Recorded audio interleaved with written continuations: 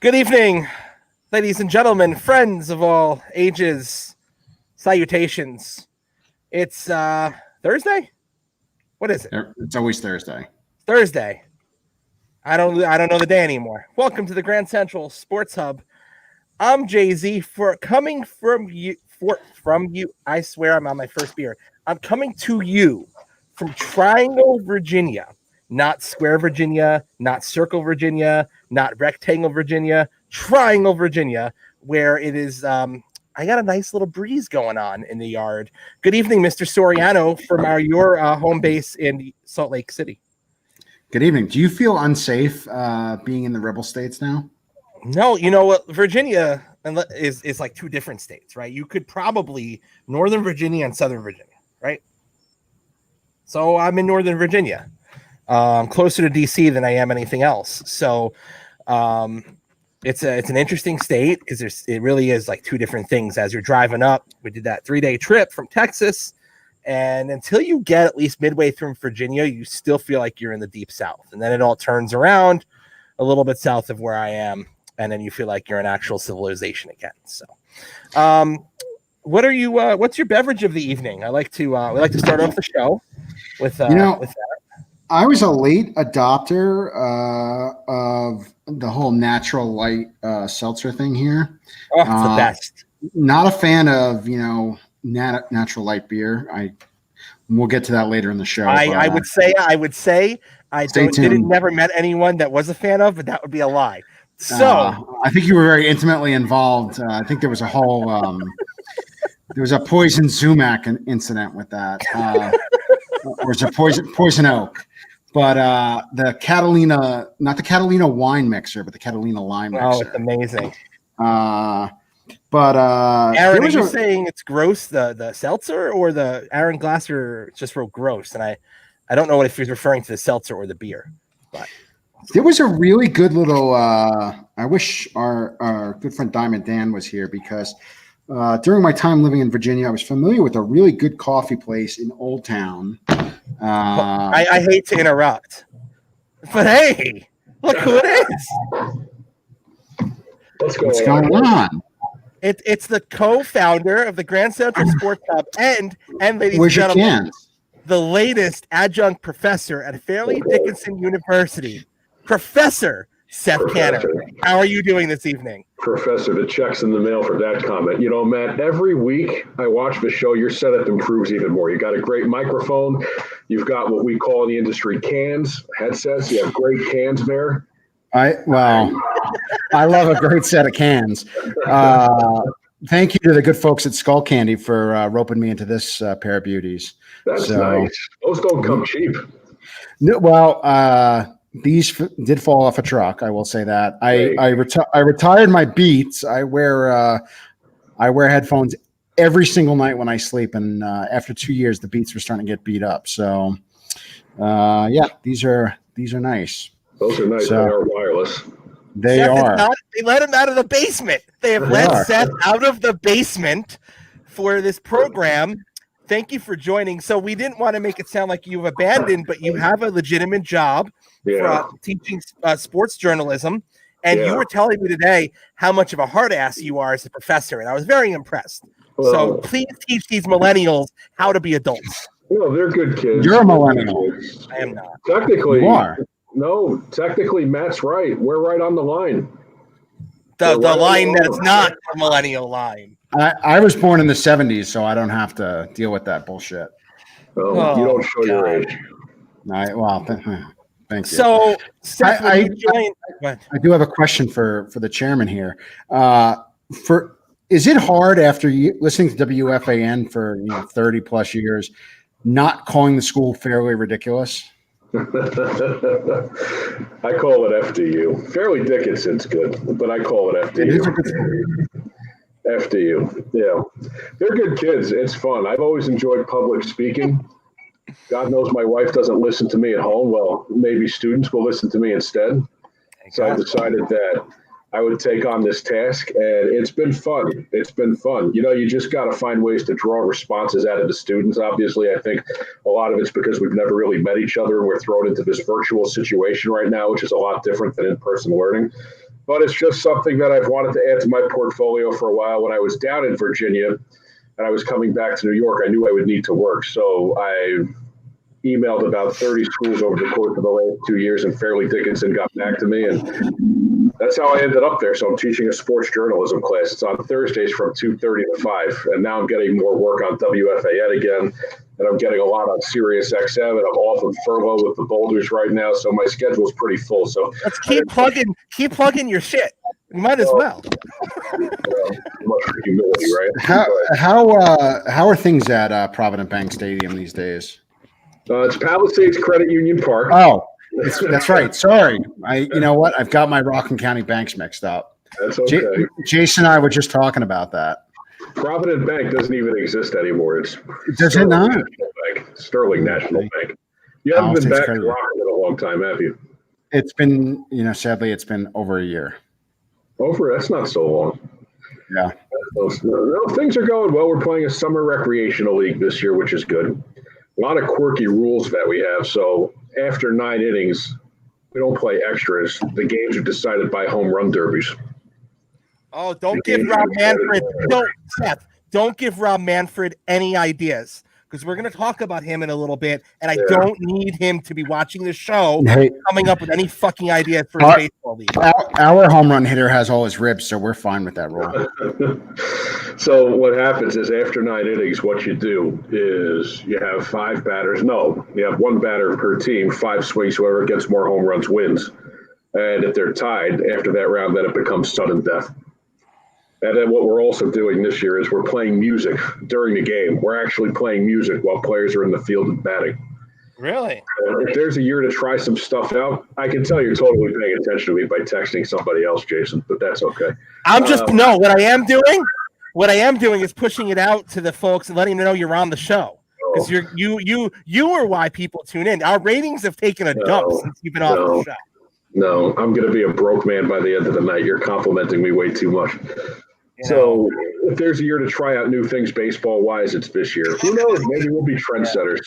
No, I don't disagree with that, and you have to be creative this year to make it work.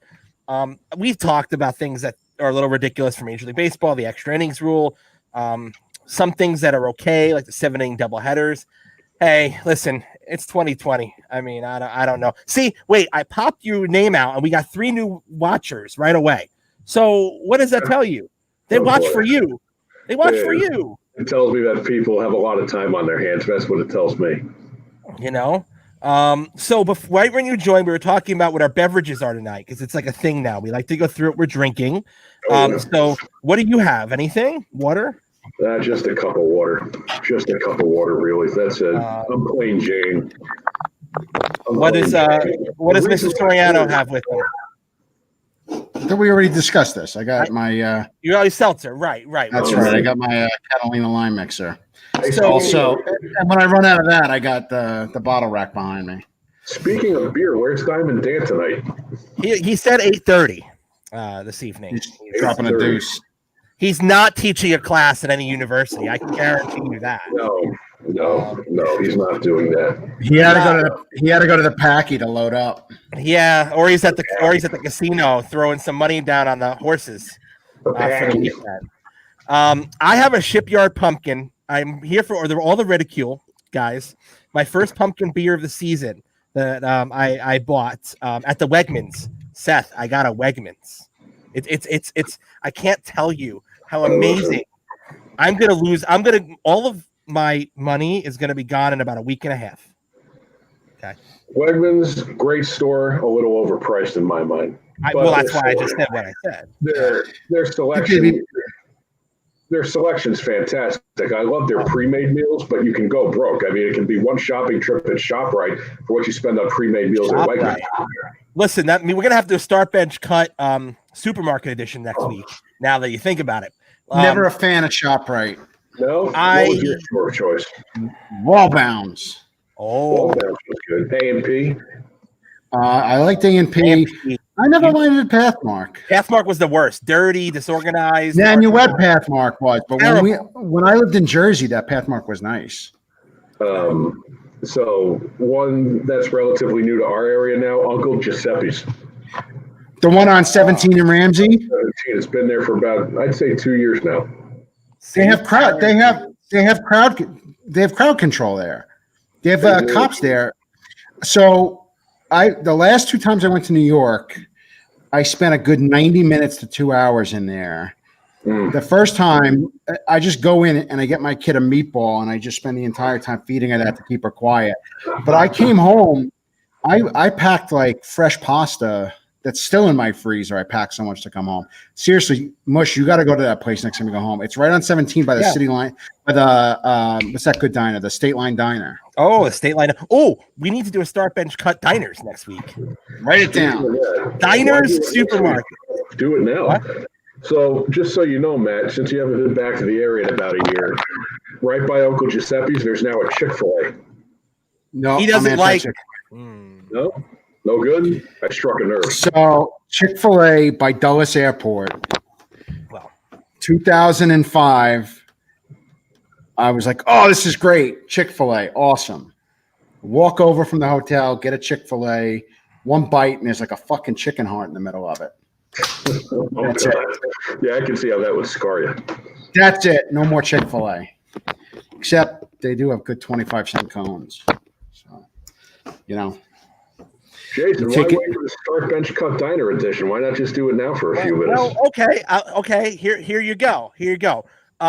State Line Diner. The Blauvelt Coach. Oh. And Montvale. Montvale. You're gonna pick all right, the one Park Ridge. Not Montvale. It's the Northvale Diner, or the Park Ridge. Northvale State Line Blauvelt Coach. Yeah, see, I like the Ridge. Ridge is the odd man out for me because I think State Line's the best diner. Hands down. Hudson Valley in northern New Jersey. It's the best one. There's a really good one in Hoboken, right at the end of Washington Street, but it's a pain in the ass to get in and out of there. I'm trying to think. The one in Paramus is pretty good on 17. Listen, I got a soft spot for the Blauvelt Coach just because of childhood memories, high school memories, early 20s memories, mid-teens, late teens memories. Yeah, but the food, let's not talk. The food's not on par with the State Line or the Northville or any of that. I understand. We used to hang out at the 304 Diner all the time in New City, the Bardonia one. Oh God! Now it's one of those chain diners like the American Dream. It's terrible, but you know it's good. The Montvale, the Mont Ivy, that blew up, didn't it? It had a fire. There was a fire. It tore off part of the roof. That was really good. Now Friendly's is an ice cream joint, Aaron. Friendly's. Hey, this isn't Massachusetts, okay? We had a Friendly's, though. We had one in Suffolk and one in New City. Every Friendly's I've ever been into is filthy. It's always been filthy and crowded. That's why if you're gonna get ice cream, go to the window. I would say it's like State Line, and then everybody else afterwards is kind of a tie. I have a soft spot for Blauvelt because after a lot of late nights in Nyack, my friend Taki and I would go to the Blauvelt Diner, and for some reason I would have Manhattan clam chowder and a cheeseburger. What? I know. You still alive? Well, you survived? I don't know if he listens to the show, but Dave Reinstein used to have fucking French onion soup at 2:00 in the morning. The fucking lobster. I'll have lobster at a diner. I can't believe we're talking about diners and Dan's not on the show yet because he would vouch for the Blauvelt. Any time of the day. He also tried to throw the sugar packet dispenser across the Palisades Parkway that time when we were outside in the diner. I remember that. That was his brother. You go to a diner, you got to get breakfast. Doesn't matter the hour. The first French onion soup I ever had, you guys will probably know this place. The Our Gang Inn, which was in the same plaza as Grand Union by WRKL. Yes. Yeah. The old radio station. Yeah.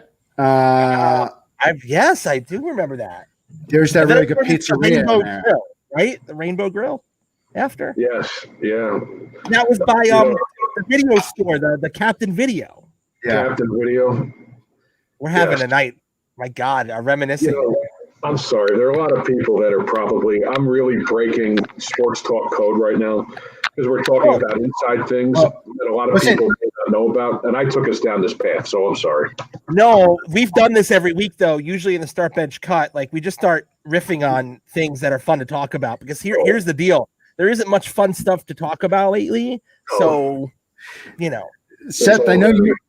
I know Diamond Dan knows about this place, but you know the Mount Ivy Deli, right? On Mount Ivy Road, Mountain View, by the firehouse. The best. So we used to drive. There was some connection with my father and like one of the brothers. I don't know. It was like way before I was born. So there was some connection there with my family, but we used to drive all the way from Spring Valley to get stuff from there. And I swear to this day, they have like the best potato and macaroni salad. It's fantastic. It's fantastic. Now, see, Munoz Deli has the best salads. Where? I think they're in Bardonia. Munoz. Deli Central at Stony Point has good salads. Yeah. We don't look like the salad eating bunch. Let's talk about the real stuff, like a These are deli salads, so we're talking a lot of mayo. The thing about Mountain View Deli is Boar's Head. Boar's Head's the best. Yes. It's the only. Why would you eat anything else but Boar's Head? Why would you? It's expensive, but it's the best. And they have a great blazing buffalo chicken sandwich there. Everything. Bacon, chicken, lettuce, mayo, tomato, you name it. I think outside of the tri-state area, people don't understand the beauty of a 6-foot Italian combo hero when you're at a party. Now, what do they call sandwiches out for, man? What are they? Subs, wedges, heroes? Sandwiches. Sandwiches. Oh, that's boring. We're going to get a sandwich. It doesn't define anything. If I go and say I want a hero, they just like fucking look at you. But I try and frequent ethnic places. Fortunately, there is, like a Greek community, an Italian community, some Turks and stuff like that. So there are some Mediterranean delis. Yeah. But you don't get the bread, so it's not the same. Yeah. What about in Texas, Jason? I know you're not there right now, but what did they call a sandwich down there? Was it a wedge? I think it's just a fucking sandwich. Well, this is the classic argument. Is it a hero? Is it a wedge? Is it a grinder? It's not a wedge or a grinder. And where we're from. It's never a wedge or a grinder. All right, let's ask Dan. Reggie's that Westchester bullshit. Diamond Dan, good evening. We have a question for you. Oh, I am on the spot. So what's the hat we got going on here? So for our brothers and sisters. Oh, there we go. Oh my God, you got it. Our brothers and sisters beneath the Mason-Dixon, who are currently under assault by Laura. I was under assault by a girl named Laura once, but that was back in college. You just gotta, persevere. You're gonna make it through. It wasn't as bad as the mainstream media made it sound. You're gonna be okay. You'll be at Waffle House by Sunday for the race at Daytona. Would you believe that I've never eaten at a Waffle House? Well, you are not living, my friend. I have not eaten at a Waffle House once. All right, stop. You haven't? Never? No, never. You got to work on that. It's an experience. You have to go at 2 a.m. And then what you have to do is at 2 a.m, you have to pick the wrong Waffle House that's further away than the one you're going to pass in the Uber. It's not my fault that people don't understand their own city, okay? And then you tell the Uber driver, no, we meant this one, and he's like, doesn't listen to you, and he takes you 40 minutes away to the one you picked. I'd almost drive to the northernmost one to me, which is like in Edgewood, Maryland, just off of I-95. I have one around the corner I passed the other day. Here, plenty of them down there in Virginia. Okay, so start bench cut, Waffle House, Cracker Barrel, Denny's. I would cut Denny's all day. Yeah, probably start Waffle House and bench Cracker Barrel. Those goddamn hash brown casseroles, man. I'm starting a Cracker Barrel. Cracker Barrel, you gotta start. You gotta start Cracker Barrel. Yeah, Cracker Barrel. Just because they have that game on the table with the golf tees. But you've never been to a Waffle House, and let me tell you, when you leave a NASCAR track at 3, and whatever. So There's always a Waffle House near a NASCAR track. There you go. There you go. Brian, you are correct. Seth's got a course bag full of Waffle House Cracker Barrel teas. Oh man, I love Cracker Barrel. I love me some Cracker Barrel. They're plastic too, so they don't break. That's right. All right. So when I rudely interrupted your conversation, what was the question? Oh. Diners? We're on diners No, still? sandwiches. Grinders, Seth, what was the question? Grinders, wedges, Wedges. hero sandwich. Grinders, Is it here? Hoagies, Heroes, or subs. It's an Italian sub Or hero. or a hero. Hoagies is a word that was invented in Philadelphia. It doesn't make any fucking sense. Just like Skookle. I'm sorry to take over your show because it's not mine anymore. Have you guys ever had a garbage plate in Rochester? Oh. Does everybody know what that is? Matt Yeah, knows it's the most vile looking. Somebody just asked me about this at work the other day. It's the most vile looking thing I've ever seen. If you're gonna go up to Rochester, you want something that's great, that's local. Get a goddamn grape pie by the Finger Lakes. They got those fucking grape pies. Yeah. But those garbage plates, there's not enough weed in the world to get me stoned enough to try one of those. And they've got good stuff on them, but shit. Jason, do you know what that is? Yeah, I've never had one though. I know you had one a week in college. Can we do a screen share here and Google garbage plate so everybody can see? Hold on. Brian Swintle clearly does not like Rochester. Maybe he's never been to Buffalo. Too many layovers. Can you blame him? I mean, Rochester is a shithole. It is a shithole. With Oh my beans, god. Mac salad, right? potato salad, mac salad, Hot dogs. any kind of meat you want. Tammy's going upstairs and gagging in the background. She was watching. It's fucking vile, is what it I is. turned her off so much she doesn't want to watch her show down here anymore. She's going upstairs. It's probably There for you the go. best. No, that's not a garbage plate. Oh, it said garbage plate. Hold on. Just Google Rochester, New York garbage plate. Stop There you using go. Bing. You need the qualifier. Styrofoam. Hold on. Rochester.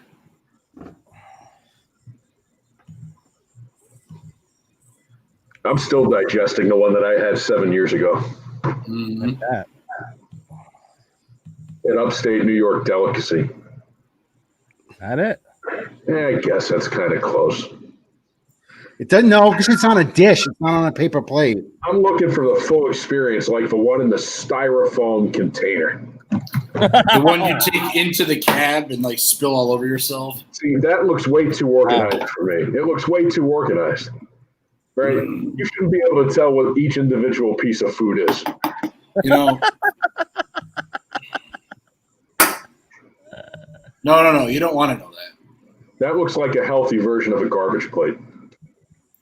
Rochester is garbage. There you I go. agree, Aaron. Come on. Is that at Nick Tabow's or whatever the frick that place is? Tahoe's. Yeah. Fairport Huts. That's another one. Ah, All right. That's the gist of it. I don't want to make that. But I disagree. The eastern part of the state's very nice, like the racetrack. Saratoga, Adirondacks, very nice. Lake George, Lake Champlain. Lake George. I was just up in Lake George for a week. It was wonderful. There you go. Bolton Landing. Bolton Landing Sagamore. at the Sagamore. next, well, if horse racing's allowed if we're allowed to go, we'll go to Saratoga. Is the We guy should do a show from Saratoga. is the guy from fucking Michigan really ragging on New York State? He is. Fucking, Yeah. this John guy, James. unbelievable. I will say though, like Grand Rapids is really nice. Where Brian's from. I thought Brian was from Flint. My dog's from Flint. Great water. Speaking of great water, I'm gonna crack another one. Oh So- man, I love it. The Catalina lime mixer is better than that. Oh, you missed the whole start. I mean, I that's what just we talked I about. just crushed one. All right. I got the variety. We I mean, talked a about variety. how great You it had the was. peach one yet? Because it's not good. Peach. I'm not a The big one- peach guy. Yeah. That's So that one. tell me tell your adoring audience what you think right now. This is the mango peach one. Yeah, it's fucking gross. Mm, See, yeah, it's too sweet. I definitely I endorse the Catalina line. Oh mix. yeah. It's so The only good. problem with our Michigan comments here, you guys in Michigan or anywhere like Michigan. I know Brian lives near Notre Dame now. He's not in Michigan, but That's in India. yeah, and I know, but your winter starts in like a week and a half, so you have fun with that. Aaron, no. All the natty seltzers do not suck. They do not. Does Brian wear his Wolverine bullshit around South Bend? This year, it doesn't matter. You can wear all the shit you want. With all Just this don't talk offend about- your old mayor down there. With all this talk about Natty, it just brings me back to college when I was in Ithaca drinking Milwaukee's Best, the Beast, Genesee. So okay, hold on. Milwaukee's Best, Ice House, or Natty Light? Jesus Christ, he's stealing the whole fucking segment. No, that's I got a different one. I drank a lot of Ice House in college, so I'm starting Ice House. Oh, That's a Pennsylvania product. Ice House had a little more alcohol content, didn't it? A little more zip. A little more zip. A little more zest. Had a little more of a kick from what I remember. he's not wrong. Brian's not wrong. Here, We've all upgraded since then, Brian. It's okay. Have we? When you're in a pinch, you're in a I'm pinch. having a shipyard What? pumpkin. Okay. Well, I mean, if you're coming out on the internet, it's about, good for you. But the liquor Transition show store, was a few weeks ago. the packy that's between my house and the golf course, I told you. You has- said he was at the back. they got pounders of the Catalina lime mixer. Four Really? of those, 18 Really? holes, you're all set. Matt said you were late to the show tonight because you were at the Packy. No, I was supposed to be having a fire in the backyard with my older son, but he decided to watch a movie instead. So So you had a fire by yourself? How romantic. that'll be for the big speech tonight. Don't worry. So Someone's talking tonight. we're 30 minutes into the show and we haven't touched one bit of sports. This has been fun. I'm enjoying it. It's the most relaxed I've been in weeks. Where do we go from here? Trade We were- Aaron Judge. No, actually, we were going to go with the douchebag of the week segment. Aaron Judge. No, it's not. Mr. Soriano, would you like to fill us in on the latest on the why we have picked a certain person as the douchebag of the week? Well, see, you picked him, but Well, he honestly it could be any week because throughout all of COVID, this league has been the one that has been a fucking dumpster fire, right? well, I think Brody's kind of a cuck, and so so we talked about this off the air. Brody Van Wagenen got taped talking shit on Rob Manfred because Rob Manfred wanted the players to go out during the Mets Marlins game and then all of a sudden have this solidarity moment and then go back to the clubhouse. And it was going to be completely staged. But I think Brody's such a little sniveling little prick that I think he wasn't just taped because he's like looking over talking to somebody at the presser, and then it just seems too obvious. And Brody's kind of a little bitch. So I don't know. I don't know it. I don't think the Wilpons would have done that because they need their sale to go through in the next week because the deadline for suitors is in 4 days. So they don't want to piss off Manfred right now. I think it's a Brody stunt because he probably doesn't like the guy. Remember, he was an agent. That may or may not be true. And Seth, I'm going to ask your input here. Here's my issue here on Manfred because obviously we've talked about how we don't need to rehash the whole last 4 months with baseball. We already know the lack of leadership that exists. Here's the thing. Okay. The NBA yesterday started a league-wide, everyone on the same page, led by the league, and you know that it's led by the commissioner, the decisions they make, everyone in unison, games being canceled. The NHL today, the NHL tomorrow. Everyone is in step together, it's organized, and it really has an impact when it's organized. Yeah. Baseball, however, goes out yesterday. There's players that say they don't want to play, then their teams are playing. Today, half the games were canceled, half the games are playing. There's no leadership. This guy has no support of his players or his owners, and they look. It does nothing for anyone's cause, doesn't help anyone that there's no leadership here, right? So if baseball should be up in arms about this guy not doing anything to help or support, in my mind. What do you think? Nobody's in unison. In my mind, everything that's going on in baseball is because there's no leadership. He's not decisive. Zero. And nothing about what's been going on this year with baseball has been organized. And in my mind, that starts from the top. This is a guy who was Bud Selig's right-hand man, and he negotiated deals.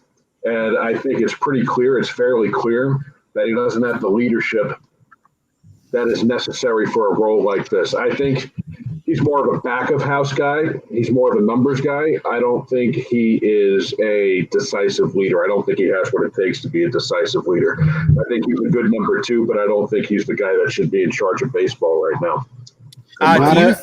Does anyone think, though, that this is his death knell here? That this Brody video and outing what Manfred wanted the Mets to do tonight and stage this walkout for an hour and make them play when they didn't want to play, do you think this might be the actual thing that gets Rob Manfred the door? No. Seth, I think it comes down to money. I think it's the same conversation that you have about Roger Goodell every year. Why does Roger Goodell still have this job? Because he makes the owners money. And until Rob Manfred doesn't make the owners money anymore, Rob Manfred will probably still have a job. Okay. I actually agree with that. I don't think you can judge anything based on this year. You can't judge anything. You can't make any kind of conclusion based on this year. So in my mind, Rob Manfred probably has at least another year. Now, if you look at baseball next year and the year after that, and the revenues are going the wrong way, remember, baseball's got a volatile labor situation coming up too. Now, if the revenues are going the wrong way, then I think Manfred's probably in trouble. But the reason why Manfred's in this spot is because he's a good negotiator, supposedly, although you wouldn't believe it based on what happened during this COVID crisis. So what's coming up is where he specializes. But I think if he botches this and the owners start to lose money, I think that's when the heat's going to come on, and I think eventually he'll be out of the job. But here's the thing, too. Like, the players don't have enough power to oust him. The owners have to oust him. And none of the owners are good. The owners are not, like you said, unless there was a business impact, the owners aren't going to do it. So that's going to buy him some time, unfortunately. He hates baseball. Listen, here's the guy. Here's the guy talking about the World Series trophy like it's a piece of metal, right? That's terrible. He's destroying minor league baseball, which is something, Seth, I know you should personally be worked up about. It might help us. If we're in the it might help us. It might help our league. It might, but 14 to 20 teams because of it. AAA, AA, affiliated baseball he's destroying. Botched the Astros investigation, right? And now he botched the investigation. He botched the sentencing. Did both because they did not address the buzzers part of it. So he actually botched the investigation. Okay, because there's more to that. So the other sports are leaps and bounds ahead of baseball with organization and leadership. Even hockey, Jesus. I mean, who would have thought the NHL putting on this bubble? Now the NHL is organized with what the players would like to do the next 2 days. I mean, baseball should never be the leading organization. They should never be the fourth sport on leadership and organization. It should never be that way. It's disgraceful. Well, when I think about social justice, I think about the National Hockey League's, years of tradition and diversity. Yeah, right. And that's my point, though. That's my point. They have an organization structure the league is supporting, and then baseball's got nothing. I'm going to let you guys continue. I got to jump off and, believe it or not, grade some papers. Oh, can I ask you one question? We're going to go. I want your take before you go. On we're just going to pivot here because I had a very you said something multiple times about Aaron Judge that I fought you on, and you were the leader in saying the Yankees should not entertain a long-term deal with Judge and should actively think about trading him. I said you're crazy, and now last night I had a change of heart, and after Aaron Judge comes back from his 10-day DL stint, says he's 100% never wanted to go on the DL, can't get through a 7-inning baseball game and is back on the DL, Seth. I want to trade Aaron Judge before he's due to be a free agent. I would have traded him a year ago. I don't think you're going to get from him now what you would have gotten a year ago. I think the secret's out. I think the 50 home run year was an aberration. I don't think you're ever going to see that from him again. Not that you need that from him again, but he can't stay on the field. I don't know what you'll get something for him. I don't know if you get a Francisco Lindor. I think you will. I think you will because of salary, right? Cleveland's whole thing of Lindor is he's going to be a free agent. Aaron Judge has 2 years of arbitration left before he's a free agent. He's going to be like 30 when he's a free agent. So for Cleveland, that's a bonus. You could do a package deal, and I think in a Judge package deal, you can get Lindor from Cleveland and maybe even a pitcher. You do like an Andahar Judge for Clevinger, Lindor. I think you could do it. Dan, do you think, like, where are you on this as a Yankee fan? Well, I mean, the Indians want to get rid of Clevinger and the other guy, right? So I forget what his name is. There you go. It's not, Brian, it's not that pitchers are figuring out how to pitch to him. I mean, here's the thing. Okay, they've already figured it out. It's like, don't leave the ball over the plate where he can hit it. But the problem is they're coddling him, right? And the Yankees are treating all these guys with kid gloves. There was a stat, what was it, over the weekend when they played Tampa, right, that Aaron Judge and Giancarlo Stanton have only played, in the time that they've played together, have played in 36% of the games together, right? So that leaves, 64% of the games where it's one or the other, probably Judge over Stanton. But, it's not like Judge is a liability when he's on the field. He is somewhat of a liability at the dish. He's having a great start to this season, or was having a great start to the season. But look, man, if your calf cramps up or your hamstring pulls, like, sit the fuck down for 2 games. You don't need to sit out for a week. There are 60 games, right? So a DL stint costs you 1/6 of the season, regardless of who it is. But Dan, and I get the COVID stuff and all that. Dan, he didn't want to go on the DL. He only wanted to sit for a game. He goes on the DL. He's out for 10 days. He comes back and he gets hurt again. Well, he was out for 11 days. Because the bottom line is he's made of glass, and he's going to keep getting hurt. You asked for my opinion. I'm trying to give it to you. Yeah. So I'm not giving him a long-term deal. In fact, I would sacrifice a little bit in the trade package so I don't have to pay him. I think he's too fragile. You know what this reminds me of, and Matt's going to kill me for bringing this up, but this reminds me, so you have all this talent. This reminds me of the offensive version. Try to follow along. The Mets had Generation K, Isringhausen, Pulsifer, and Wilson, and they could never stay healthy at the same time. Yeah, no, it's probably accurate. But in a league where you have where you had exclusive rights to the designated hitter, it's kind of surprising to me that they've been putting him back out in the field. That's not where he's getting hurt. He can't run the bases. But if the guy can hit the home runs, he shouldn't have to run the bases that often. I got to ask this question. You talk about, the guy can't stay healthy and he only has to sit down for a couple of days at a time. In their prime, who would you think is in better shape overall? Aaron Judge or David Wells? David Wells didn't get hurt. David Wells went out there, all 300 pounds of him, and threw a no-hitter. Right. So you're saying, I think you're right. They're coddling these guys because David Wells probably ate 2 hot dogs, smoked a pack of cigarettes, and was drunk when he threw a friggin' no-hitter. At least he probably went to Waffle House the night before, and he probably went to Denny's that morning. Here's the other thing, Dan. You got Giancarlo Stanton, right? Here's the problem. He's not movable, I don't think. Do you think you can trade? No. I think you're stuck with Stanton for the 7 years left. For 7 years? I mean, he's the next Ellsbury. It's abundantly clear. To sign Judge and Stanton together on this team. Again, Stanton has had a great start to the season. He was on fire for the first 4 games that he played, right? And then, oh, God, my hamstring, whatever. It's like, we talked about this the other day. I mean, Mickey Mantle, right, stepped on a sprinkler head in center field at Yankee Stadium and blew his leg out to the point where his knee stuck out. And then he got an infection from it. He went out there and he played the game. I mean, these guys, it's like, put some fucking tussin on it, go back out there and fucking play the 60 games you've been paid to play. Honestly, like, if you're going to be a superstar in New York, what do you have to do? You have to show up every day. Like David Wright did it.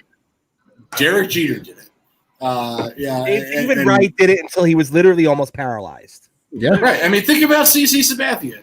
He pitched until he literally could not pitch again. And that you gotta trade Judge before his leg falls off. That's the type of shit that endears you. And CC had a ring, and we could play that game. But I mean, that's the type of shit that endears you to New Yorkers. Not this like, oh, I'm a fucking millennial. Ow, my leg hurts. They're gonna put me on the DL for 2 days, for 10 days. So let's say Judge does go back to the DL, right? We're 20 games into the season, 25 games into the season, almost 30, and he would have sat out for 20 of them of a 60-game season. When you're talking about a sprint to the playoffs where everybody's going to make the playoffs anyway, and then you need to be a little bit different to get to the championship series. This is fucking nonsense. Let the man play. Let the man play. So let's say he has a grade 1 strain still, right? Why don't you let him go out there and maybe instead of taking wild swings at fucking sliders and curveballs, you teach the fucker how to be patient at the plate. Like, I blame Marcus Thames for all this. If you look at all this too, like, I mean, yesterday I'm listening to the game on the way home from the office, and it's like, oh, Brett Gardner 135, Mike Talkman 222. You know, it's like all these guys are batting under them. Gary Sanchez, right? They're going to rename the Mendoza line the Sanchez line before you know it, because the guy can't fucking hit. That's your biggest liability in the entire fucking team. Forget about Judge. But the one thing you're forgetting is these guys are fucking savages in the box. So I almost wore that shirt, and then I was like, I'm not wearing that shirt tonight.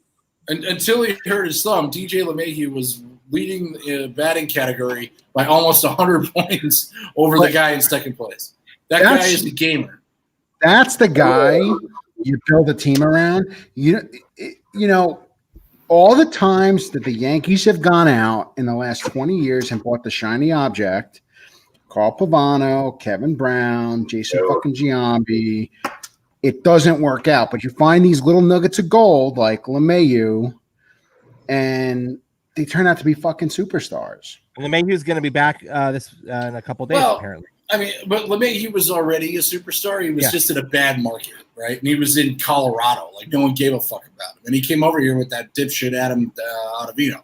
But the fact is like, he was the guy that they needed to shore up that infield because the rest of them were fucking jerk-offs. And how many guys come from Colorado and come to the Bronx or the Queens and can't do shit? That's the point. He can be that guy. Right. And you have to put him at the front of the lineup, and then you let the rest of everybody figure it out. But I mean, the fact that you have Torres at shortstop now, and you've got Gio at third, and the first base. Well, I mean, Urshela is another one. But now, I mean, Andahar is doing the trip back and forth to Scranton. Andahar's no trade value anymore. I mean, the best hitting player on the team right now is fucking Luke Voigt, who they got off the scrap heap from fucking St. Louis. I love those pickups. The LeMahieu's, the Voigts, the Gio Urshela's. But that's not going to win you a fucking championship. But then, no, those guys, well, let's back up, because the Yankees of the 90s had a lot of those guys, but then you sprinkle in your true stars. So now this is where you need your guys to play. Gary Sanchez has to be Gary Sanchez. Giancarlo Stanton has to be healthy and playing, and as does Aaron Judge if you want to win a championship, right? So those mix of players, if it works, wins you a championship. Those are three guys in a 9-player lineup. This team, as it is now, doesn't even make the ALCS. And I agree. I'm ready to put a fork in them. And the problem is that you take Tanaka out last night with a lead after 60 pitches. All right, and you give the ball to Chad Green, who has to go through fucking 3 All-Stars, who Tanaka had tamed that night. And look what happened. Freeman ends up hitting a home run, and they lose by fucking 1 run. I missed the fucking 6th inning. I miss the days when you guys wouldn't trade Andujar for fucking Zach Wheeler or. That was only a conspiracy. So Wheeler stayed in the division to fuck your fucking ass. Yeah, well, they're in last place, so he can suck it. I gotta go. Hold on. Do you have any parting words? Anything you want to say? Anything you want to plug? Anything else before you go? No, you guys are carrying the torch very, very well. I love the passion. I'll talk to you soon. Good luck grading papers. I hope I hope you're tough on him. All right, take it easy. See guys. you, Professor. Be well. Take care. Aaron Boone pulling Tanaka at 66 pitchers or whatever last night. It's criminal. And Tanaka is a class act. Tanaka stands up there after the game and says he was tired. You know full well, damn well, he's covering for Boone. And look, that was a game. The second game yesterday was a game that the Yankees had to win, period. They got embarrassed in the first game by a guy making his first professional start in the major leagues. And they couldn't come out, and then you had to have Luke Voigt hit a home run to break up a no-hitter in the fucking sixth inning of a 7-inning game. This is the Yankees. Great, okay, and I will, I'll counter the question that's already coming in that they had a layoff because the Mets got fucking. I don't want to hear it. And whatever, they hadn't pitched. Garrett Cole had won 25 games or whatever it was in a row until fucking yesterday because Gary Sanchez doesn't know how to call a game. You cannot call 5 fucking fastballs in a row to Ronald Acuna. I'm sorry. So here's the thing, and shame on me. I make fun of the Mets 2 days ago for getting double shut out on their doubleheader, and then the Yankees almost have the same thing happen to them.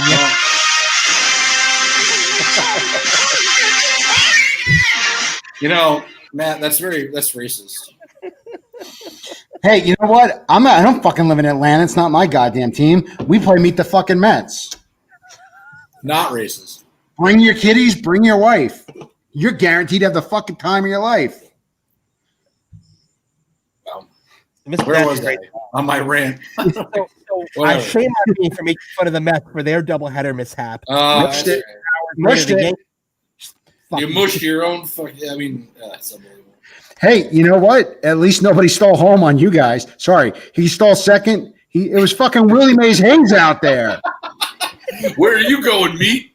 About 90 feet or about 120 feet? That was pathetic. Feet? Did you see what he did there, though? He was like fucking bear crawling, fucking hiding. He slid about 20 feet too Who was the soon. pitcher? Who was on the mound? And the catcher? And how do you? Yeah, it was familiar. Oh, well, there you have it. He was thinking about things he was going to punch when he got home. Like his wife. You can't, we can't stop. In a baseball segment, we have to pay proper respects to Lucas Giolito, right? For throwing the only no-hitter of the year and cashing a plus 175 ticket for a no-hitter in the shortened season. Thank you. I have a as a Nationals prospect, right? And then the surgery and all the trades and all that other stuff.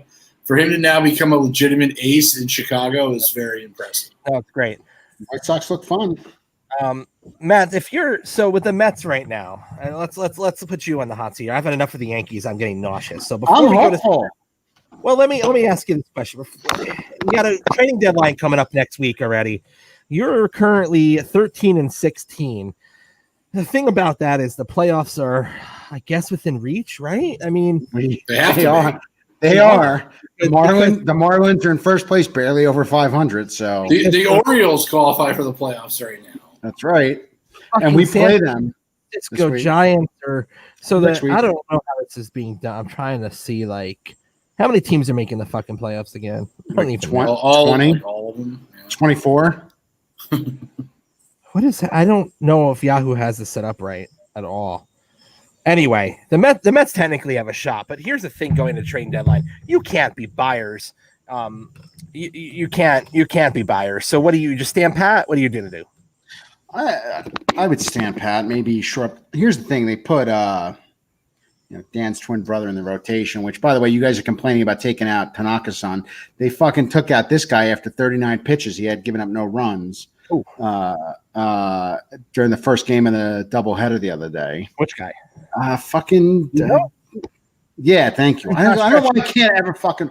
But Matt, he's not stretched out. He's not. Yeah, but I understand that. But they said he was going to pitch 75 to 85 pitches, and they took him out after 39.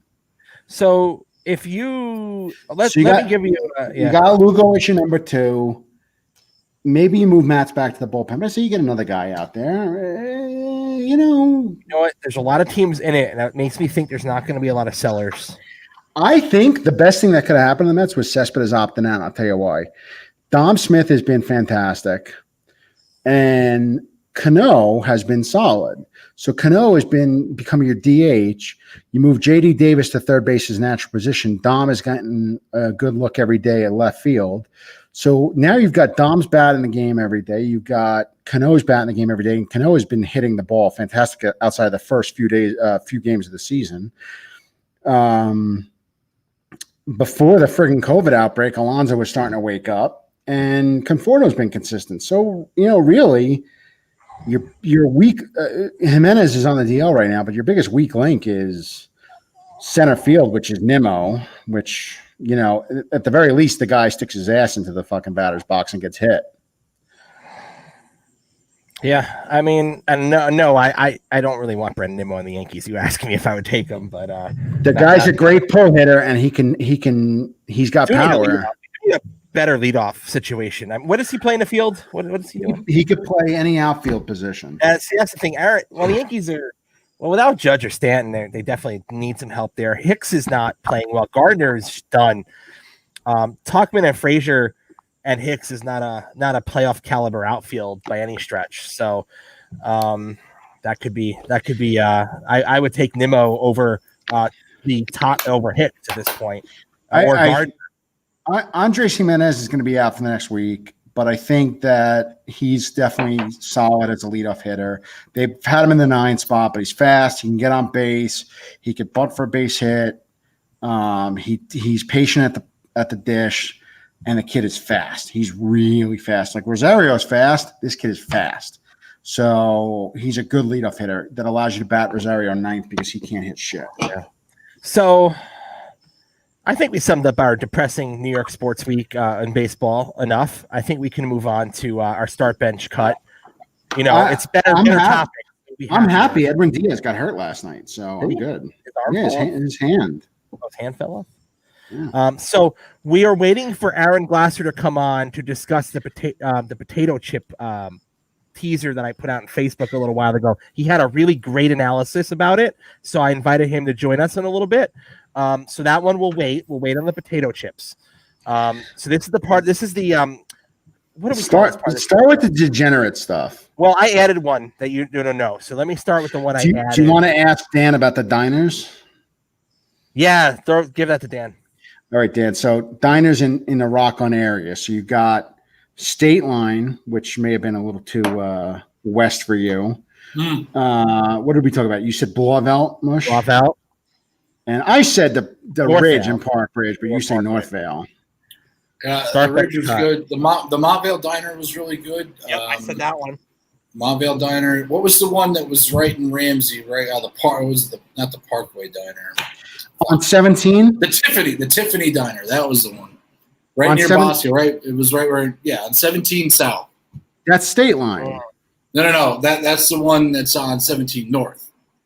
17 North has State Line on the right-hand side, right before you go into New York. Yeah. That's State Line. The Tiffany Diner was on the other side when you got on heading towards, fucking Hohokus or some shit. Like Saddle Road. Hohokus. Two dashes in that. I know you have, but if you went by Don Bosco over 17 and got on over there, Tiffany Diner was like the first, whatever. That's the great thing about Route 17, as we found out in The Sopranos, is you can just jump right off of it and go right into you don't have to get off an exit. The stuff is right off the road. As a former alumnus of Ramapo College of New Jersey, there were many times where I was supposed to be in class where I was drinking coffee in those diners. So, the great state of New Jersey has fantastic tomatoes and fantastic diners. What's the diner when you go down 17? You go past Satin Dolls, right? There's a diner where the road splits, like at Route 80 or whatever it is, right before Giant Stadium. It's right in the middle. If I was familiar with Satin Dolls, I'm not really. The Bing. Yeah, sorry. I should call it by its proper name. Yeah. That's the Bendix Diner. That's it. And its claim to fame, if anybody remembers, all those you kids at home listening, if anybody remembers 9X, which was New York Telephone, and it became 9X. There was a 9X commercial where somebody was on a payphone outside a diner, and it was the Bendix Diner.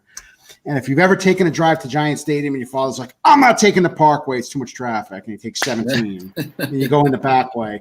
Both my brother and sister had their weddings just past the Bendix Diner off of 17. It's like there's a couple of catering halls there.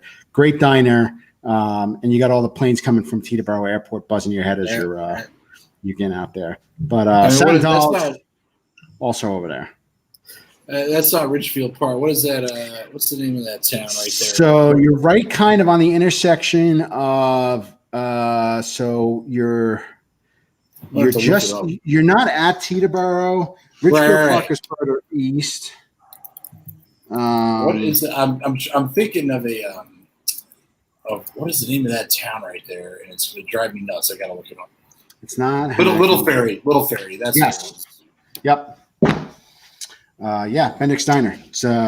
There's a lot of good places over there on the way to Giant Stadium. There's also that Route 17 corridor, very underrated. I think there's a Ruts Hut over there too. There you go, raw dogging it. All right, start bench cut. New York, U.S. auto manufacturers. Where's Chevy, Plymouth? Dodge, or Ford? Oldsmobile. Buick? Well, currently existing. Well, Buick exists. Should have been General Motors. Big three. Okay, Well, I drive a Chevrolet, so I'm starting Chevrolet. Probably benching Dodge and cutting Ford. I've driven all three. I currently have a Dodge. Dodge, Ford, and I'm cutting Chevy. The heartbeat of America, you motherfucker. It's today's Chevrolet. Nothing in their lineup that's exciting or like very a rock. Suburban. Camaro. Whoa. Camaro looks like shit too. Seriously, Chevrolet, General Motors reinvented what the muscle car was after the fucking Mustang. Currently, somebody's been watching a lot of Mad Men. Currently, the Camaro. Remember where I used to work? And the Camaro is not a very attractive car, and it's not comfortable either to drive. You're not comfortable or attractive, and we still talk to you. Yeah. Nobody wants. Yeah. So I'm sure somebody wants to ride on you. Yeah. So, like, from an SUV standpoint, like, are we counting Jeep for Dodge? You can. I drive imports. Jesus Christ. I don't know. Fucking keep fucking Ford, bench Chevy, cut Dodge. Cutting Dodge. My God. The Charger and the Challenger are like. If it was Chrysler, I'd keep it. See, the thing with I like your car minus the color, but like 5-10 years ago, like the Dodge is just like when they reinvented the Challenger and they brought that back, it wasn't the same plum crazy shit that was back in the 70s and 80s. Like the hood was too long, and you can't put like a fucking Ecotec in a fucking muscle car. I'm sorry. But as far as the engine packages in the Dodge muscle cars, the sport engine packages, I mean, and the styling over what Chevy's got, it's and Dodge left NASCAR. So like Terrace says, Ford is found on road dead. It could be first on race day. I gotta say, I had a Mustangs, and they were great cars. Ford is going all in with the 4-cylinder turbo on the Mustang, and I don't. 4-cylinder Mustang is just it's a blasphemy. You can't. It's called a Mustang too. You can't do that. And look, we've all driven fucking inline sixes, right? I mean, they're better cars. They're you've driven I will tell you though, the Bronco, that's a freaking beast. It's just because you're obsessed with OJ. Of course I am. We could do a whole pod on. We could, Matt. I mean, I know you are too. We really could do a whole. I kid you not. I've got 33 months left on my lease. I want a white 2-door Bronco with cognac leather interior. Oh my god. Oh my god. And it's 22 in the back seat. So you mean whoopers, right? I have invited a guest. Hello, Aaron. How are you? Welcome to the show. I'm doing very well. How are you guys doing? We're well. So Aaron, I've worked with, and he's a food aficionado, a Chicago sports fan, I am. This kid took my job. He replaced me. No. I didn't get fired. I got promoted, and he fucking replaced me. No. Now I'm putting it all together. I may be drunk, but I'm remembering this. No. I walked into JetBlue and you said, "Hey, I'm Matt." Yeah, he replaced me. No, kind of shit never happened. Well, welcome. That is amazing. So a couple of hours ago, I put out a teaser. I hope you didn't hang out too much in Paul Birkenfeld's office. Oh goodness, it's another show though. Yeah, right. I put out a teaser for one of the start bench cuts, and it was potato chips, right? And everyone has some really, really, really, really strong opinions about potato chips. And I asked, who would you start, bench, or cut, and give me why? And Aaron went on to this whole, oh my God, he wrote like a book on why he would do what he would do. So I thought he would be helpful in this moment to provide that commentary and discuss why he would start, bench, or cut his decisions. So what are your feelings on this, Mr. Glasser, and why did you say what you said? Oh, I'm gonna go with Ruffles number one all the time. Consistent. I know the crunch. I know the taste. I know the flavor. I know the ridges. Awesome. I'm going with Ruffles. And then on the bench, that's a good point. On the bench, I'm going with Cape Cod. I enjoy Cape Cod, but at the same time, do I really want a kettle chip? I don't know, man. It's kind of yet to be decided. Kind of depends on how I'm feeling. So that's why I'm going with Cape Cod chip on the bench. And then the Wise, I don't know. Ooh. That's like the chip that you get like when you get like a lunch at the elementary school. Like you get a sandwich. You get a sandwich. Yeah. All right, Matt. Matt knows. Matt's mad. But like you get a sandwich and then it's like, all right, then you get like some like random bag of chips or just like some random chip you never seen before. So that's why I ranked it. The issue with the Wise, real quick, is you can't use a dip with it. It'll break. Right? You want to dip that into French onion dip? You can't. Well, your dip is too thick. I don't know what you're drinking or whatever over there, but maybe you're dehydrated. Yeah. Matt, do you agree or disagree with any of Aaron's commentary? Okay. So without ranking, let me just say, Cape Cod's, you got to go to your fucking orthodontist afterwards because your fucking mouth is just cut to shit. They are good. Broke it up, yeah, they're good. But they're a very good. They're a good dipping chip, but they're very heavy, and your mouth gets cut to shit. Ruffles. But do you ever dip a kettle chip? Like, think about it. Have you ever really dipped Cape Cod, like the barbecue chips, in like really good onion dip? It's a really good mix. Now, Ruffles, I completely agree with everything you said, but you forgot one key ingredient here, and that is they are perfectly salty. And some potato chips, plain chips, especially fucking Lay's, those are bullshit chips. That's why I left it off. That's right. Like Ruffles, they've got that nice saltiness, like real chips. Wise, now, I don't know how they do things in Illinois, but in New York, you get the Wise man, he delivers the bags. They are fresh, okay, in that nice friggin' mid-century modern blue bag. You also have the Wise barbecue, and these aren't millennial barbecues. These are light your ass on fire barbecues. You're gonna be shitting flames for a week. So they're but you can't dip those in anything because they're all like thin and like oily. Maybe a jar dip or a can dip that you buy at the packy. I'm talking about homemade dip. You treat those chips like a lady, right? You go all out. Okay, you don't mix in mayo when you dip. You go all sour cream, and you really get that nice and loose.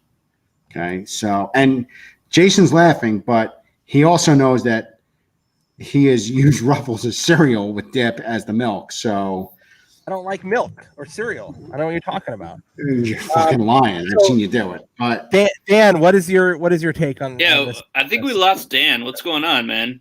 I'm not a potato chip guy, so up here in Massachusetts, why is this the OG in like the tri-state, Cape Cod, whatever? Ruffles are trash.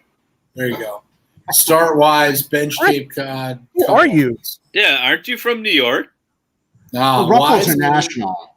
So fuck, Ruffles are gross. I do have a surprise entry, and I think it's regional. So I don't know if you're all really familiar with this, but this one to me is the winner of the winning chip, and I just don't see how anyone beats the Grandma Utz. I mean, it Tastes weird. ridiculous. Well, now that you have left Texas, Isn't There was Utz from Philly though? Isn't that It's Hanover, Hanover? Okay. up where the fucking Dutch and the fucking what do they call them? Amish are. Gooch. But in Houston or down in Texas, there was a company called Bob's Texas Chips, right? And I'm gonna look it up right now. They were bought by somebody else. Bob's Texas Chips. They made the most amazing jalapeno chips you've ever had in your life. Let's see if Amazon has them. They got them at Walmart, of course they do. So Jason, what's your ranking then? I'm So- very curious. Oh yeah, Who led see, the- you ducked it. No, Yeah. like I think I go with the kettle. The kettle. I think I go with the Cape Cod, or Grandma Utz is a kettle chip as well. And Ruffles is just an amazing, like a consistent everyday chip. The kettle chip though gets me excited for the crunch. I get excited. Okay. Ruffles, Grandma- I know what I'm getting. It's good. Grandma Utz tastes weird. How? So It's salt. I got a chip for you, Jason, and Matt might know as well. Mrs. Fisher's Oh, I think with I an know. F, like Fox. Mrs. Fisher's. That is a kettle chip that you can only find in the Midwest. And Matt might know because he lived in Chicago for a while. And Jason, you visited out there a few times. Never had. I'm looking at the bag. What's the one they've got in New Orleans, down south, and it's at Pop Zappatos? Belly? Zappos. Yeah, Zaps or Zappos. Or They have those at the sandwich place by O'Hare Airport. That's really Yeah. good. yeah, those are good. They make a good jalapeno chip, and I don't like jalapeno chips. No, Bob, man, here you go. Bob's Hey, Texas chips. Bob's Texas style chips. Bob, Yeah. I haven't tried that. Tara, right? It tastes Oh, like you know what? They're owned by Utz. Of course they are. Tara's right. It tastes like they're like fucking, like they're fried in like tallow or something like that, like fucking beef fat. I never There had it Bob. is. But Bob's Texas style, the chip factory was in Katy, Texas, and that chip was the real deal back in in the early '90s. They were Katie like with a C, right? No, Katy with a K and a Y. Okay. Yeah. Home of Academy Sports. Gotcha. All right, so that's your chip ranking. Aaron, thanks for joining us for that. We're gonna have you back on to do some baseball or something or football. Wait, Matt, are these chips on Amazon? Can you find Bob's Texas style chips? I did not see them. When I put in Bob's Texas style chips, the fucking first thing that came up, of course, was goddamn Fritos. Oh, not a Fritos guy. I don't know if Megan Parks is listening. Her and I are gonna have to chat about these. Oh, here we go. Walmart. Oh, can't get them on Walmart. Tots pretzels are. Has anybody had those fucking things? Those are interesting. Like Utz in the- pretzels. Like in a Dots. barrel? DOTS. Dots pretzels. Oh. They got some. I don't know if we could see that there. No, I don't know what that is. Yeah, you could find those at Walmart too, or Target. Interesting. Thanks. We had one. Jay-Z, How Matt, did it- Dan, thank you guys so much. No, thank you Awesome. for coming on, and we'll talk soon, sir. It'd be Cool. good. And Sorry for the condition I left the manager's office in that airport. We'll talk offline about that. Take care, and we'll talk to you Never later. been online thing. Good seeing you, Aaron. Hey, man. Real quick, we had, in the rundown on Facebook, we had Carl was the only person to start Wise, and he said, Chipsy? "Yeah, thin, crispy, greasy." That's They're like when you go to a street fair or whatever that culinary dropout and you get real made potato chips. That's what they're like. Oh wait, Eric Frankel started Wise, and he said we had the wrong choice of kettle. So I'd like to see comments as to what his kettle would be, because we just discussed kettle options. So we have a offshoot to this topic. You know what kettle chips suck? Kettle chips, that fucking brand, kettle chips with the 900 Terrible. flavors. They are terrible. Awful. Terrible. Awful. Oh, here we go. So I've got, now we were just talking about dips. So let's discuss French onion, ranch, or creamy spinach. No, where? Come on, man. You're a New Yorker. Where's the fucking hell of a good? The kind that's in the fucking refrigerator section, right? Yes. Does it have? Because it's a sour cream product. It's a fucking dairy product. I know you're not into dairy products. You fucking whatever. Where's the breakstone? Come on. Fun fact: the guy on the breakstone commercial was also the Time to Make the Donuts guy With the mustache. with the Hitler mustache. Yeah. Real quick, off topic. I know you've done the show outside, Matt, on many times. How did you not? I'm sweating. I sweated and I was drinking. I was sweating scotch the whole time. Why do you think I'm inside now? It's 100 degrees outside. I am like dying. So we got to push through this. There you go. Tara agrees. Thank you, Tara. Okay, so does it have to be the brand, or are we talking the flavor? Flavor. Don't take Okay. a brand- Oh. Because if your wife's gone Wait, to hold on. What are we serving it with? chips, Ruffles, well, Cape Cod, wait, plain chips, plain. spinach dip in a goddamn motherfucking pumpernickel bread is the shit. You know how I know you're gay? You once made a spinach dip inside of a bread. You know what? That shit's still fucking good. I don't It care. is good. You're serving them on chips. What? Okay. We're doing chips. What? Dan's got another. Yeah. one. Dan's in trouble. Why? For me, it's French Yeah. onion, then spinach, and I don't like ranch. Hey, I gotta. Dan's got something. I'm jumping off. All right, Dan, I'm jumping off. Okay, we have lost Diamond Dan. I'm not a fan of ranch dip. I've bought it because I live in Utah and people bleed fucking ranch dressing here. So to keep everybody in the house happy, I bought it. It's not bad with pretzels, but French onion dip. And to everybody out there, make your own fucking dip. Okay. Buy the little packets. Fucking come up with some shit. And pro tip, use creme fraiche, not the goddamn Sour cream. Yep. Absolutely. Okay. Next. Okay, so this is what we're gonna do.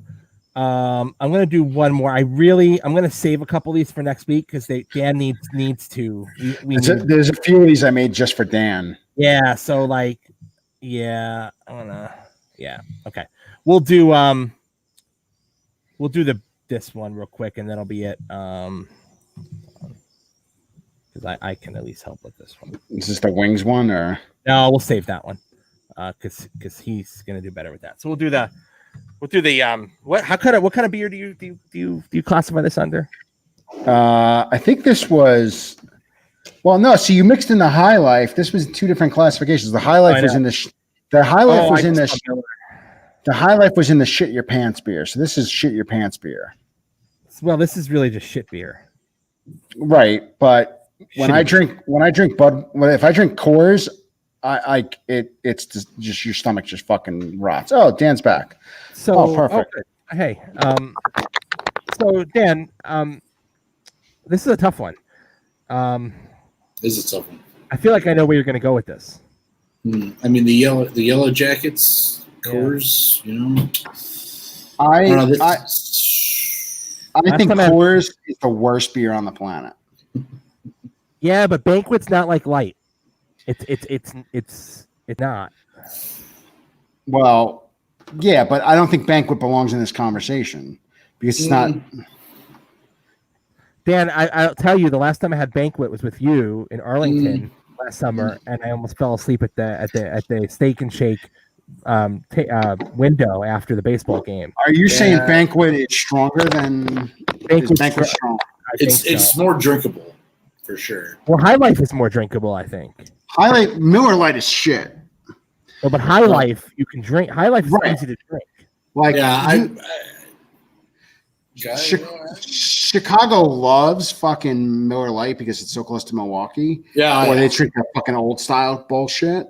But High Life at least is. It's the champagne of beers. All right, make your decision. What's your choice? I'm gonna have to. Oh, this is tough. I mean, I gotta start High Life, bench Bud, and unfortunately, the Yellow Jackets gotta go. I would have the exact same answer. Yeah, I think I agree.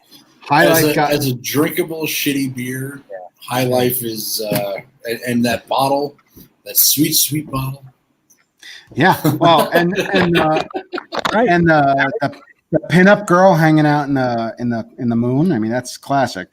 High Life got me through a lot of poor times in my life. You get a fucking 24 pack for $11.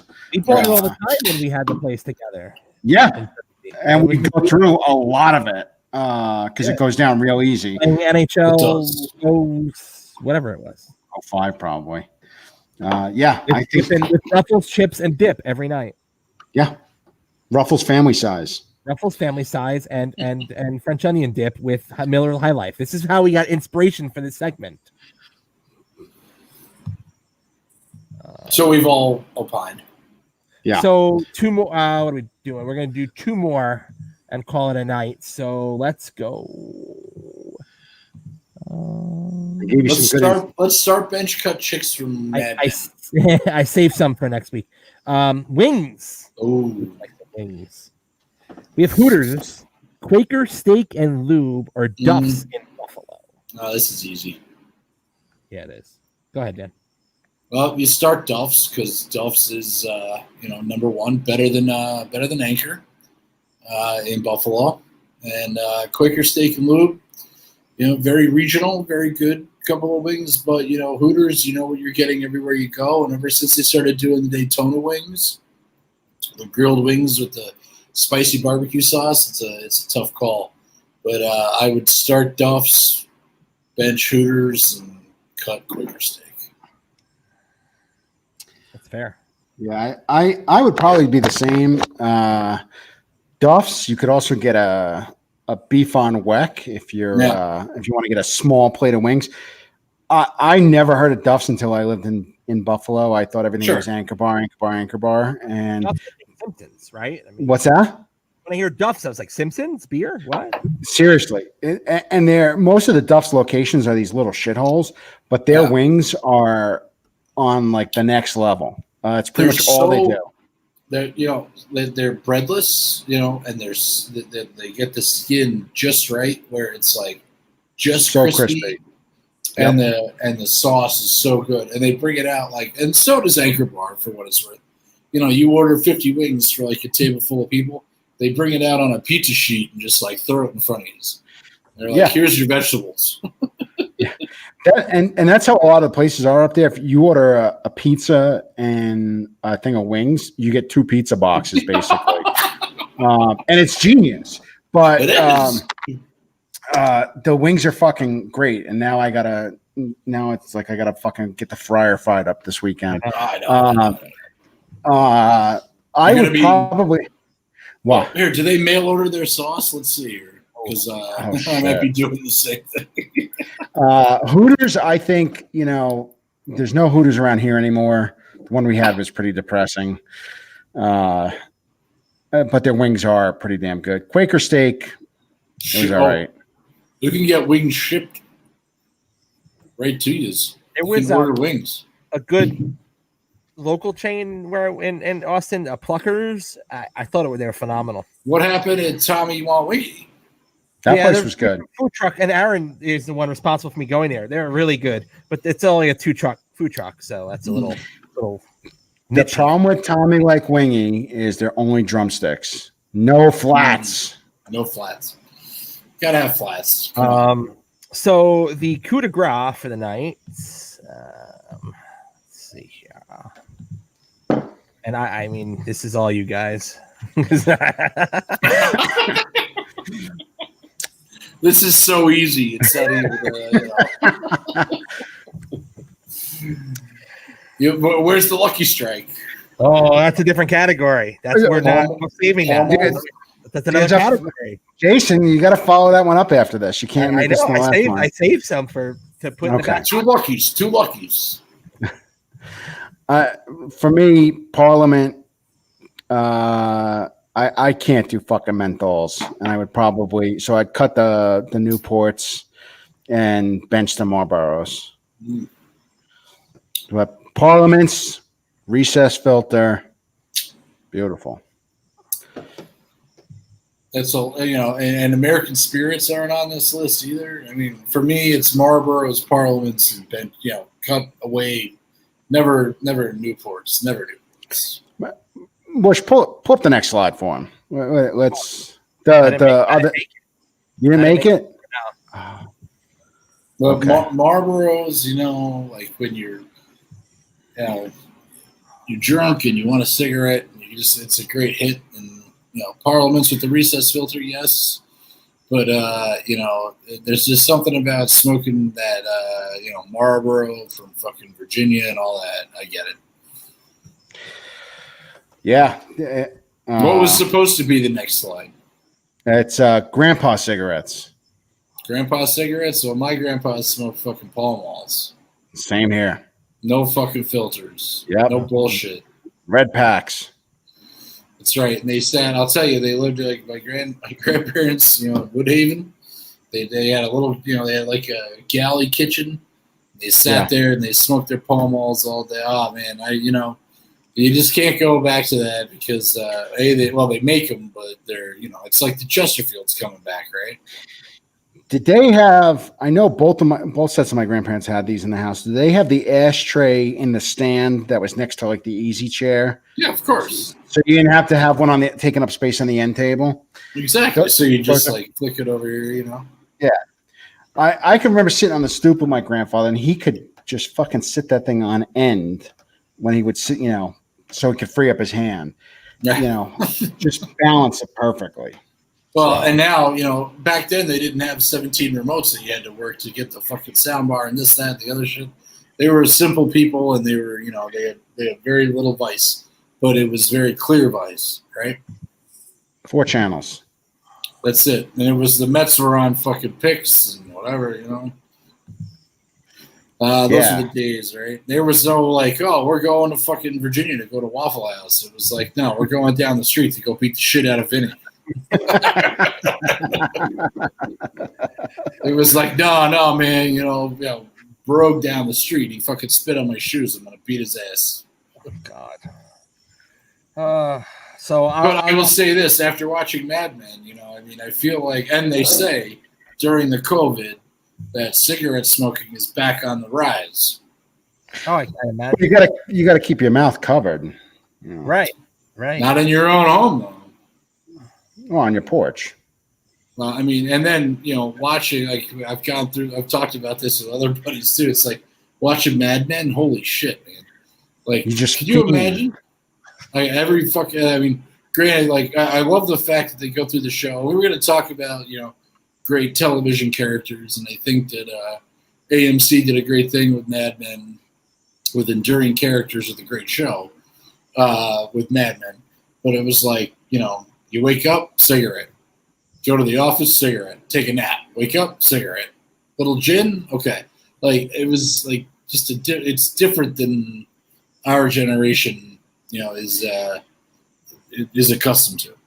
Well, and even more so like the work environment, right? Like, we joke about having like, it's starting to come back to work environments having, booze being a little bit more acceptable in work nowadays and stuff like that. Well, you know, in Mad Men, they're like, oh, what do we have in the supply closet? Well, we've got cartons of Lucky Strikes. We've got, you know, gin. We've got, you know, fucking old Canadian Club, Old Grand. They just stocked booze, you know. Well, because they represent companies. That's right. But it was also an office supply. Like, you know, one guy towards the end of the series, they're like, oh, we don't have booze for clients. We have a bar cart come in for the clients. Like, that's like my dream come true right there. Well, and like, you know, from my professional experience, right, and some you know, events, you know, where people come in and, you know,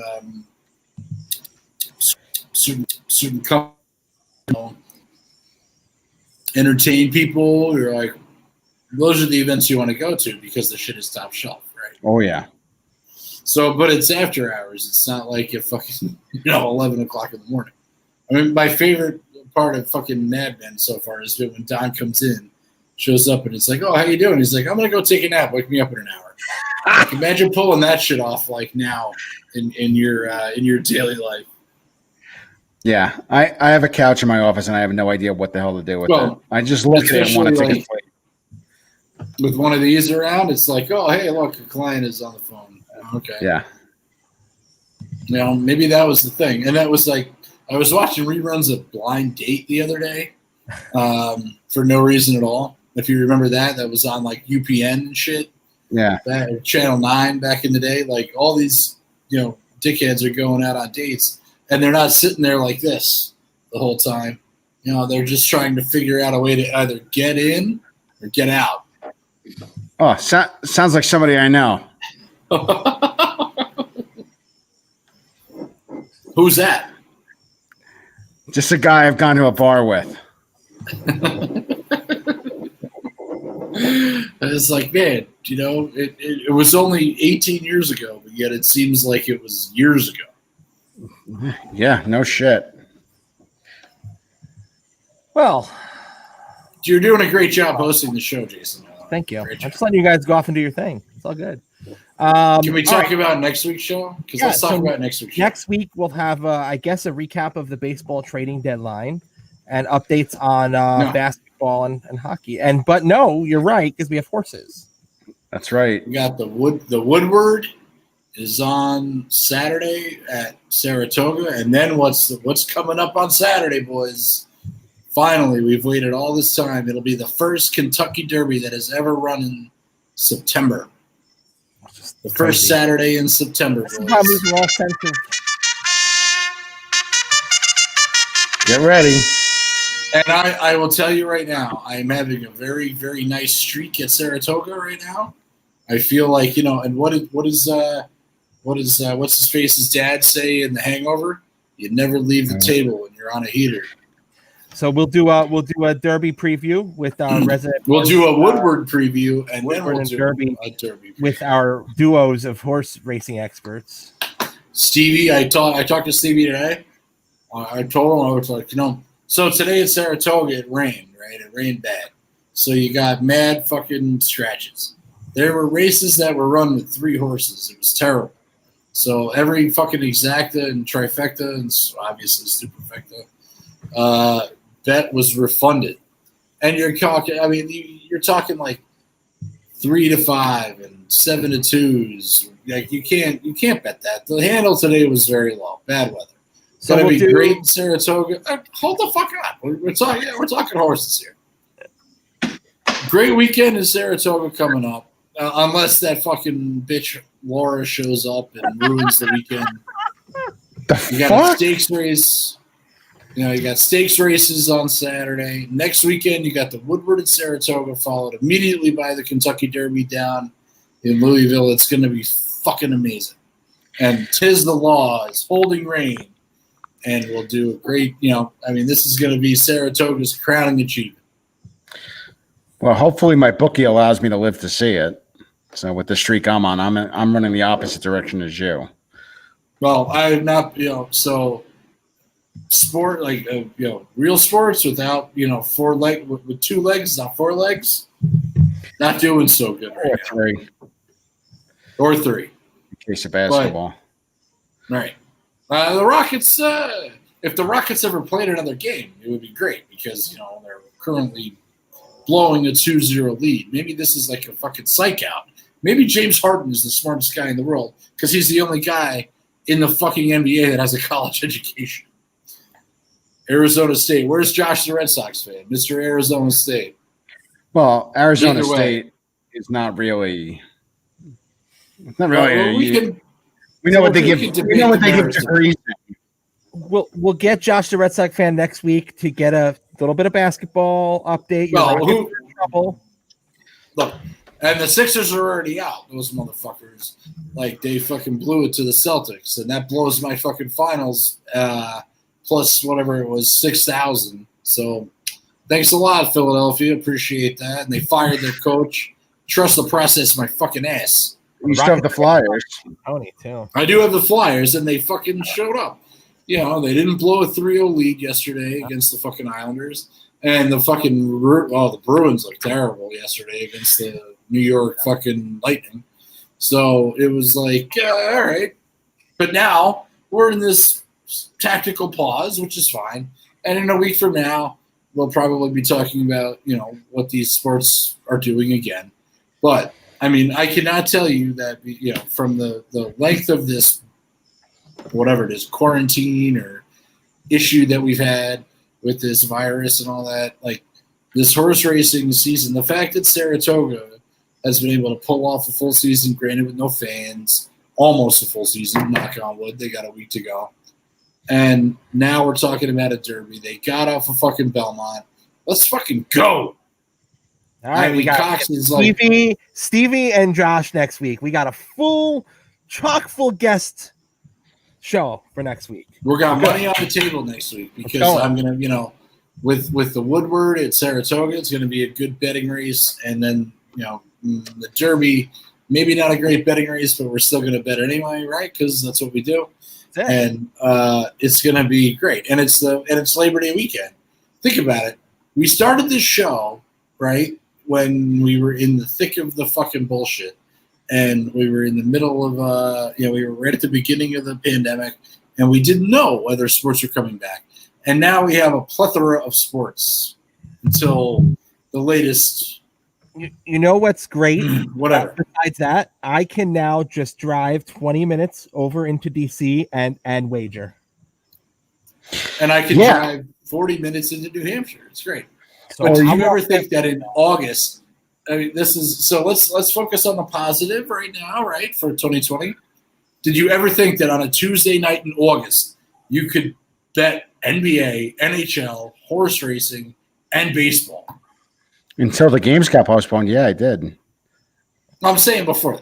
Oh yeah, I did, and then I fucking mistakenly bet the goddamn under on the Jazz, and the motherfuckers hit the over. What did we say? We said the 220. It's too much to think about. 220 over under. Always take the fucking over, or take the under. Whatever. Listen to the advice, you would have been fine. But she went in rogue. But and the did thing wrong was, shit. and Josh, the Red Sox fan, was right. He said it. He was like, Houston. You know, Houston went ahead 2-0 in the series because all they did, like when you watch, and I haven't watched the NBA in earnest in fucking 25 years, but like they do not go inside. Right, they have no points in the paint. They had 17 points in the paint for like 3 quarters the other day, and they're just hoisting threes. And if those go in, they win. If they don't, they don't. And they should be beating Oklahoma City soundly right now, and they're not. And they pissed away a 15-point lead the other night in Game 4, and now look where they are. And then they're like, well, we don't want to play anymore. You know, for whatever reason, not going to comment on that, but here we are. Right, they're in a 2-2 fucking series in a bubble in a pandemic, and they're the better team. It's like just go out there and win the fucking game while Russell Westbrook sits on the bike won't come into the game. Dan, is that a best of 5? It's a best of 7. Wait, so they decided not to play the game? It was last night. Oh, sorry. All right, so we'll get all that situated next week. We'll have the whole thing. We got horses, the basketball, we'll get an update on hockey, the whole kit and caboodle, as they say. Baseball, trading deadline. Get ready, get a lot of drinks, get your food out. Sit man. down and enjoy next week's show. Get your, go to dailyracingform.com, find out where you can buy the newspaper, because they're going to be talking about it next week. It's going to be great. Tell your friends, and then I guess we'll see you back here next week, huh? Next week. Why not? Sports Hub. Thanks, guys. See ya.